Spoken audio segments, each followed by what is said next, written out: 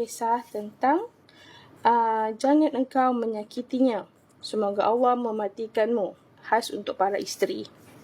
Daripada Muaz bin Jabal, daripada Rasulullah SAW, sabdanya, tidak ada seorang wanita yang menyakiti suaminya di dunia, melainkan isterinya daripada kalangan bidadari di akhirat. Berkata, jangan engkau menyakitinya. Allah membunuhnya. Sesungguhnya dia hanya sementara di sisimu. Hampir-hampir dia meninggalkanmu dan pergi kepada kami. Ta'rikh hadis diriwayatkan oleh Imam Al-Tirmizi dalam Sunan Al-Tirmizi, Kitab Al-Radha, dan juga Musnad Ahmad. Imam Al-Tirmizi memberi komentar terhadap hadis ini dengan berkata, hadis ini hasan gharib.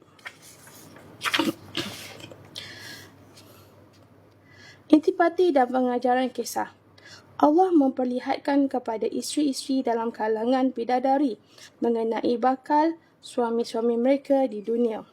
Hadis ini menyebutkan apa yang diucapkan isteri dalam kalangan bidadari terhadap isteri yang menyakiti suaminya di dunia. Hamba yang mukmin segera pergi ke syurga yang kekal padanya tempat tinggal dan ahli keluarganya. Dalam hadis terdapat peringatan bagi isteri-isteri yang menyakiti suami-suami mereka yang soleh.